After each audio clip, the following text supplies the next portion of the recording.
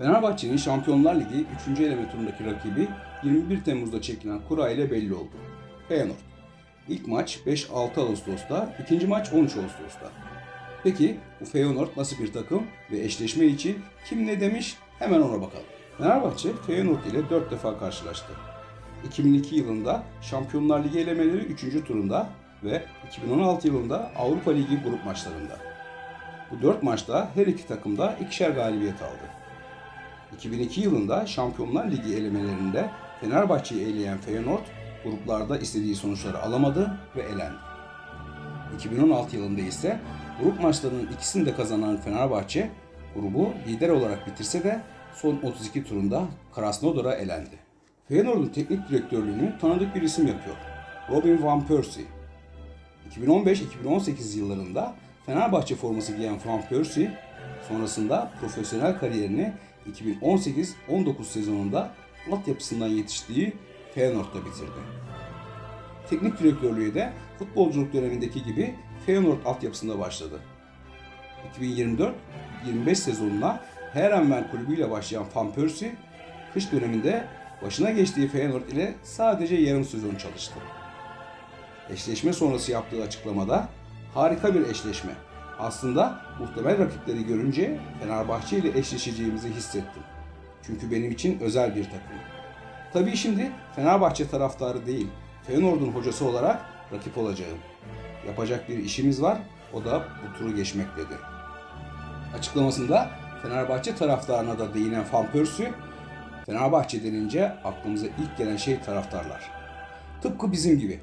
Hem iç sahada hem de deplasmanda her zaman harikalardı. Bu açıdan bakıldığında harika bir eşleşme, mükemmel bir deneyim olacak diyerek sözlerine son verdi.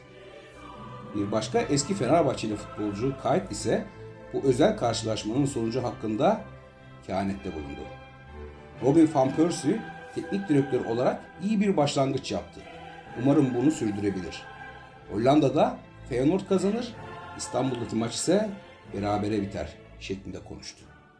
Fenerbahçe teknik direktörü Jose Mourinho'nun karnesi ise Feyenoord'a karşı hiç fena değil.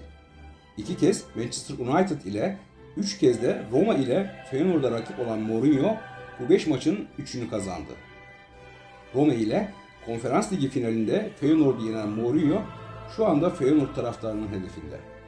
Yapılan yorumlar Mourinho ile görülecek bir hesabımız var şeklinde.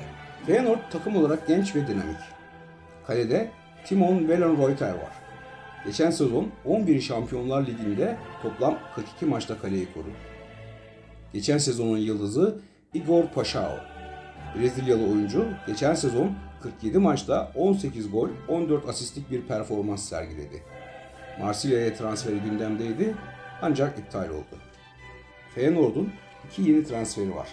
Porto'dan Gonçalo Borges ve önceki sezon Hollanda Ligi'nin gol kralı Sam Stein. Twente'den transfer.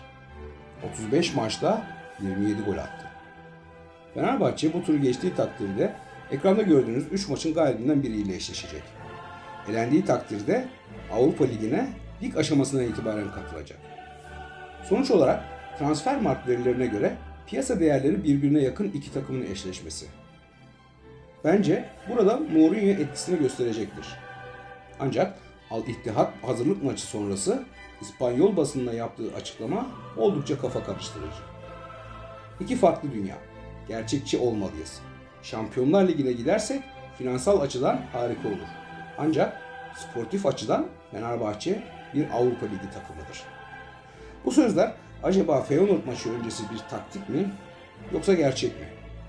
Ya da Şampiyonlar Ligi'nde lig aşamasında veya bir sonraki turda elenmek yerine Avrupa Ligi finalini hedefleyen bir Mourinho mu var? Yorumlarınızı bekliyorum. Videomuzu beğendiyseniz beğeni butonuna tıklarsanız sevinirim.